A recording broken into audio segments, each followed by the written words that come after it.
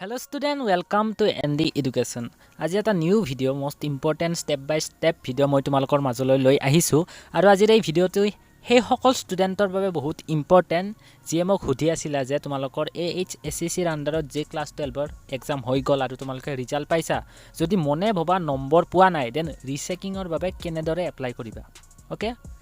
আমাক অলৰেডি কৈ দিয়া হৈছিল যে 12 তাৰিখ মানৰ পৰা ৰিচেকিংৰ ওয়েবসাইট খুলিব এন্ড তোমালোকে এপ্লাই কৰিব পাৰিবা কিন্তু খুলি দিয়া হোৱা নাছিল বাট আজি অৰ্থাৎ 15 মে তাৰিখে এই ৰিচেকিংৰ বাবে যেটো ওয়েবসাইট বা যেটো লিংক পুনৰীক্ষণৰ লিংক হেতু খুলি দিয়া হৈছে সো আজিৰ ভিডিওটিত হেয়ে ডিসকাস কৰিম যে তোমালোকে কেনেকৈ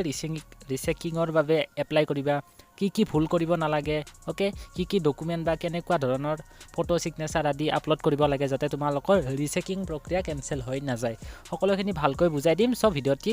এন্ডলৈ চাই থাকা ওকে সো ৰিচেকিং কৰিবৰ বাবে তোমালোকে প্ৰথমে এটা ক্ৰোম ব্ৰাউজাৰ ওপেন কৰি লবা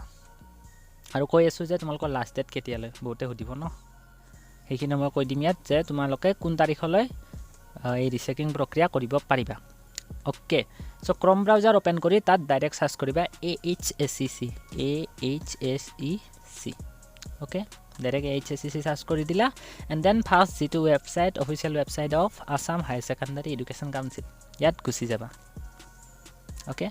এন্ড দেন সোৱা ইয়াত ৰিচেকিংৰ বাবে অলৰেডি তলত এটা লিংক আহি যাব তলফালে গৈ থাকিলে দিছে ন online application portal for rechecking of answer script কিন্তু ইয়াত ক্লিক কৰিলে তোমাৰ কি হয় বেছি ভাগৰে এই লিংকটো ওপেন নহয় ওকে তোমালোকে ইয়াত ক্লিক কৰিও যাব পাৰা বাট এটো যেহেতু বেছি ভাগৰ ক্ষেত্ৰত সাৰ্ভাৰৰ অলপ প্ৰবলেম হোৱা দেখা যায় তাৰ বাবে তোমালোকে কি কৰিবা মোবাইলটো প্ৰথমে যদি মোবাইলত কৰি আছা দেন ডেস্কটপ সাইটটো ওপেন কৰি লবা অৰ্থাৎ অন কৰি লবা ওকে এন্ড দেন তোমালোকে প্ৰথমে ট্ৰাই কৰি চাবা যে এই তলৰ যেটো এটো লিংক দিছে online application portal for rechecking of answer script ইয়াত ক্লিক কৰি চাবা যে এটো ওপেন হয় নে নহয় যদি খোলা না যায় কিবা সাৰ্ভাৰৰ প্ৰবলেম হৈ থাকে দেন তোমালোকে অলপ ওপৰ ফালে যাবা দেন ইয়াত যেটো আপডেটেড বুলি লিখা আছে ইয়াত ধুনিয়াকৈ লিখা আহিব অলপ ওয়েট কৰিবা নোটিফিকেশন বুলি আহিব নোটিফিকেশন ৰিগাৰ্ডিং বা অনলাইন ক্লাसेस এনেকুৱা বহুত ধৰণৰ ইয়াত নোটিফিকেশনটো আহি থাকিব ওকে স্টুডেন্টস তোমালোকে দেখিছা online application for rechecking so ইয়াত যেটো ক্লিক হিয়াৰ বুলি আছে তাত ধুনিয়াকৈ ক্লিক কৰি দিবা ওকে ক্লিক হিয়াৰত আমি ক্লিক কৰি দিলো ওয়েট কৰি আছো ওকে অলপ টাইম ওয়েট কৰি দিবা কাৰণ এটো সাৰ্ভাৰৰ জাস্ট প্ৰবলেম হৈ থাকে যদি ইয়াত ক্লিক কৰাৰ পিছতো তোমালোকৰ সাৰ্ভাৰৰ প্ৰবলেম হয় আৰু বহুত টাইম থাকিব লগা হয় আৰু ওপেন নহয় দেন তোমালোকে কি কৰিবা জাস্ট ওয়েট কৰা okay now you can see যে আমাৰ লিংকটো ওপেন হৈ গল পুনৰীক্ষণৰ বাবে যেটো এপ্লিকেশন প্ৰক্ৰিয়া তাৰ বাবে যি লিংক বা যেটো ওয়েবসাইট হেতু ওপেন হৈ গল ওকে অলপ সাৰ্ভাৰৰ ইস্যু হয় সো তোমালোকে ওয়েট কৰি দিবা ক্লিক কৰি কিনে ওকে দেন ইয়াত দেখিছা যে কি দিছে the last date of submission of online application হেতু দিছে 22 তাৰিখলৈ ওকে 22 তাৰিখলৈ আছে তাতকৈ পিছত তোমালোকে কৰিব নোৱাৰা 22 তাৰিখৰ কেতিয়ালৈ 5 বজালৈ আৰু দিছে the last date of deposit of e-চালান এইটো তোমালোকে কৰিব নালাগে এইটো তোমালোকৰ ইয়াত পেমেন্টৰ ক্ষেত্ৰত কিছুমানে বেংক চালান না ইবৰ যদি সিলেক্ট কৰে এইটো প্ৰবলেম হয় কৰিব নালাগে এইটো ইমান চিন্তা কৰিব নালাগে যে লাষ্ট ডেটটো 23 তাৰিখলৈ কি হয় এইটো তোমালোকৰ বাবে নহয় তোমালোকৰ অনলাইন পেমেন্ট যি কৰিব লাগিব হেতু তোমালোকে প্ৰাইভাগ বেংকৰ যি ডেবিট কাৰ্ড ক্ৰেডিট কাৰ্ড হেতু ইউজ কৰিবা ওকে ইউপিআই ইউজ কৰা ইয়াত অপচন নাথাকিব পাৰে মই আগতে একই কৈ দিছো ওকে সো তোমালোকে ইয়াত আহি কি কৰিবা নিউ ইউজাৰ বুলি যে আছে ইয়াত ক্লিক কৰি দিবা কাৰণ তোমালোকে তো অলৰেডি একো কাম কৰা নাই ন ৰিচেকিংৰ সো নিউ ইউজাৰত তোমালোকে ধুনিয়াকৈ ক্লিক কৰি দিবা ওকে ক্লিক কৰি দিয়াৰ পিছত তোমালোকৰ ইয়াত কি আহিছে ৰল দিব দিছে নাম্বাৰ দিব দিছে দেন মোবাইল নাম্বাৰ দিব দিছে ওকে আমি ৰলটো ইয়াত এন্টাৰ কৰিম নাম্বাৰটো ইয়াত এন্টাৰ কৰিম যেটো নাম আমাৰ হিয়ত আছে মাৰ্কশিটত আছে এন্ড দেন মোবাইল নাম্বাৰ তোমালোকে কোনটো দিবা জানা যেটো মোবাইল নাম্বাৰ তোমালোকে প্ৰায় ৰেজিষ্ট্ৰেচনৰ সময়ত হক বা এইচএস এক্সামৰ বাবে যিকোনো কামৰ সময়ত তোমালোকে যেটো মোবাইল নাম্বাৰ ইউজ কৰিছিলা ওকে সেই মোবাইল নাম্বাৰটো ইয়াত দিলে ভাল ওকে যদি তোমালোকৰ লগত সেই মোবাইলটো উপলব্ধ নাই দেন বেলেগ নম্বৰ দিলেও হ'ব ইমান প্ৰবলেম নহয় ওকে মোবাইল নাম্বাৰটো ইয়াত ধুনিয়াকৈ এন্টাৰ কৰি দিবা তোমালোকৰ যেটো মোবাইল নাম্বাৰ হয় এন্ড দেন ইয়াত এই বক্সটোত ক্লিক কৰি কিনে নেক্সটত ক্লিক কৰি দিবা ওকে ইয়েস সো নেক্সটত ক্লিক কৰাৰ লগে লগে তোমালোকৰ যেটো মোবাইল নাম্বাৰ দিছা তাত ওটিপি এটা যাব যেতিয়া সাকসেসফুলি তোমালোকৰ মোবাইল নাম্বাৰত ওটিপিটো লাভ কৰিবা ইয়াত ধুনিয়াকৈ সেই ওটিপিটো এন্টাৰ কৰি কিনে সাবমিটত ক্লিক কৰি দিবা যদি OTP তোমালোকে ৰিচিভ নকৰা এবাৰত দেন ৰিসেন্ট OTP কৰি কিনেও তোমালোকে হেতু পাব পাৰা আই থিংক তোমালোকে সকলোৱে এইখিনি জানা ওকে সাবমিট কৰি দিয়াৰ পিছত তোমালোকৰ সন্মুখত এনেকুৱা এখন পেজ আহিব এই এতিয়া হল তোমালোকৰ মেইন কাম ইয়াত প্ৰথমে তোমালোকৰ ধুনিয়াকৈ লিষ্টখন আহি যাব যে তুমি যদি এটো এটা এক্সাম্পল লৈছো দিয়া ইয়াত তোমাৰ নিজৰ মাৰ্কখিনি আহি যাব যে তুমি ইংলিশত কিমান পাইছা অসমীয়াত কিমান পাইছা যদি তুমি সায়েন্সৰ ষ্টুডেন্ট ফিজিক্সত কিমান পাইছা ম্যাথছত কিমান পাইছা এনেকুৱা সকলোখিনি নাম্বাৰ তলত আহি যাব and then name of school college of the applicant ইয়াত তোমালোকৰ চেণ্টাৰৰ নামটো দিব নালাগে তোমালোকৰ যিখন কলেজত অধ্যয়ন কৰিছা হেতু নাম দিবা ইয়াত ওকে কিছুমানৰ চেণ্টাৰ আৰু কলেজ সেমে হয় তেতিয়া হলেতো ভালে ওকে কলেজৰ নামটো বা যিখন স্কুলৰ পৰা তোমালোকে পাস কৰিছা হেতু নাম ইয়াত দি দিবা দেন ফাদাৰ্স অৰ গাৰ্জিয়ান নেম এইটো তোমালোকে দি দিবা এন্ড দেন ইয়াত এটা বস্তু যে তোমালোকে ম্যাক্সিমাম 3খন সাবজেক্টৰ বাবে ৰিচেকিংৰ বাবে এপ্লাই কৰিব পাৰিবা কিছুমানে ভাবি আছে মই গোটেইখনত এপ্লাই কৰি দিও নেকি 4খনত দিও হেনেকুৱা নহয় তোমালোকে মিনিমাম এখন পাৰিবা দুখন পাৰিবা 3খন পাৰিবা কিন্তু তাতকৈ বেছি নোৱাৰা আৰু যি কেইখনত তোমালোকে ইয়াত কৰিব বিচাৰা তাত ইয়াত থকা বক্স কেইটাত গৈ কিনে টিক মাৰ্ক কৰি দিবা লাৰি দিবা মানে সিলেক্ট কৰি দিবা যি কেইখনৰ বাবে তোমালোকে এপ্লিকেশন কৰিব বিচাৰা ওকে এন্ড দেন এতিয়া দেখা যাব যে বহুতে ইংলিশৰ কাৰণে কৰিব কাৰণ এবাৰ ইংলিশৰ পেপাৰত বহুত মাৰ্ক কাটিছে ওকে বহুত মাৰ্ক কাটিছে হেনেকৈ ম্যাথছৰ পেপাৰতো অলপ টান আহিছিল বাট ম্যাথছৰ পেপাৰৰ বাবে তোমালোকে আবেদন কৰি লাভ নহব আই থিংক ইংলিশৰ বাবে কৰিব পাৰা কাৰণ ইংলিশত বহুত মাৰ্ক কাটিছে ন বহুতে মোক কৈও আছে সো ইংলিশৰ বাবে তোমালোকে ৰিচেকিংটো কৰি দিবা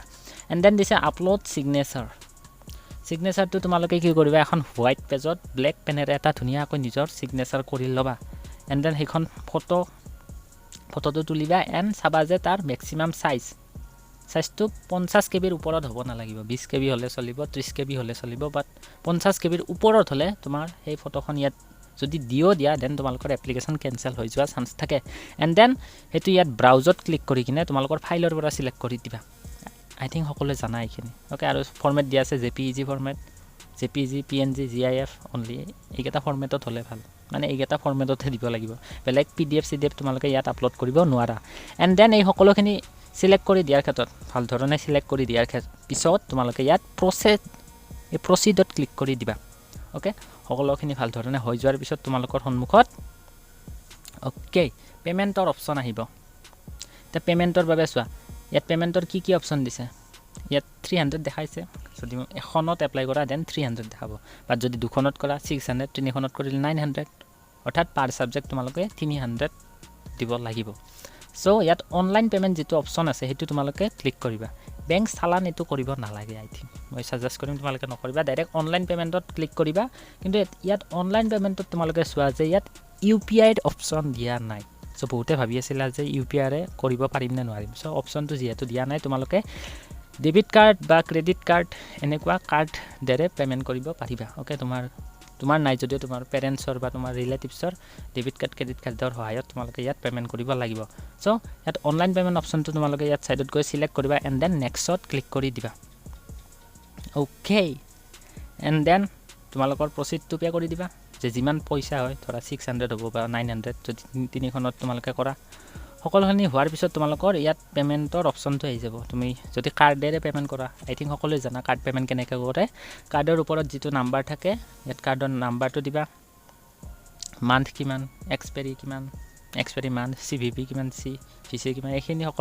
সকলোখিনি ডিটেইলছ তোমালোকৰ কাৰ্ডখনতে লিখা থাকে বা কাৰ্ডত হোল্ডাৰৰ নাম সকলোখিনি দি কিনে তোমালোকে মেক পেমেন্টত কৰি দিবা মেক পেমেন্ট ক্লিক কৰাৰ পিছত তোমালোকৰ মোবাইলত ওটিপি যাব সেই ওটিপিটো ফিল আপ কৰিবা দেন সাবমিট কৰি দিবা তোমালোকৰ সাকসেসফুলি পেমেন্টটো হৈ যাব ওকে আৰু পেমেন্টৰ ক্ষেত্ৰত যদি তোমালোকৰ কিবা প্ৰবলেম হয় বা পেমেন্ট দিছা তোমাৰ বেংকৰ পৰা কাটিছে বাট তুমি সাকসেসফুলি ইয়াত দেখুৱা নাই যে তোমাৰ পেমেন্ট হৈছে দেন তোমালোকে এটা মই স্ক্ৰিনত তোমালোকে দেখা পাইছা এই যেটো ওয়েবসাইট এই যেটো জিমেইল আইডি ইয়াত তোমালোকে মেইল কৰিব পাৰা লগতে এইচএসসিৰ জি অফিচিয়েল ওয়েবসাইটৰ লিংক আছে তাত গৈ কিনে তোমালোকে তলত চাবা যে তাত কিছুমান কন্টাক্ট ডিটেইলছ দিয়া থাকে সো সেই কন্টাক্ট ডিটেইলছ বা মই ডেসক্ৰিপচনতো দি দিম এইচএসসিৰ জি হেল্পলাইন নাম্বাৰ সেই সকলত তোমালোকে কন্টাক্ট কৰি লবা যদি কিবা প্ৰবলেম হয় পেমেন্টৰ ক্ষেত্ৰত ওকে কাৰ্ড পেমেন্ট কৰিলে ইমান প্ৰবলেম হোৱা দেখা নাযাব ওকে তোমালোকে কাৰ্ড পেমেন্টটো চুজ কৰিবা এন্ড দেন মেক পেমেন্ট কৰি সকলোখিনি পেমেন্ট যেতিয়া তোমালোকৰ কমপ্লিট হৈ যাব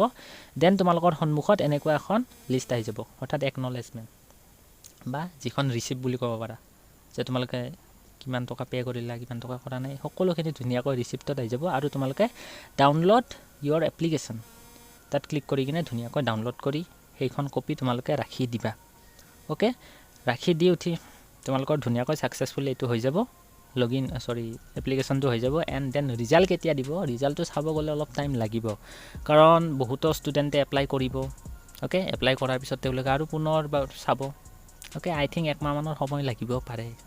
ওকে যেহেতু 22 তাৰিখলৈ দিছে 22 তাৰিখৰ পিছতহে তোমালোকৰ এই ৰিচেকিং প্ৰক্ৰিয়াটো আৰম্ভ হ'ব অৰ্থাৎ তেওঁলোকে নিজাকৈ চাব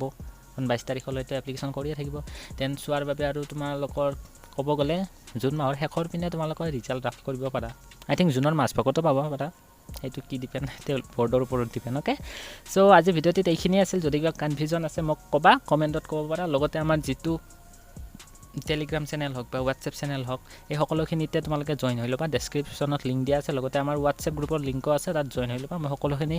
ইনফৰমেশ্যন তাতো শ্বেয়াৰ কৰি থাকোঁ চ' আজিৰ ভিডিঅ'টিত এইখিনিয়ে আছিল থেংক ইউ থেংকছ ফৰ ৱাচিং দ্য ভিডিঅ' বাই বাই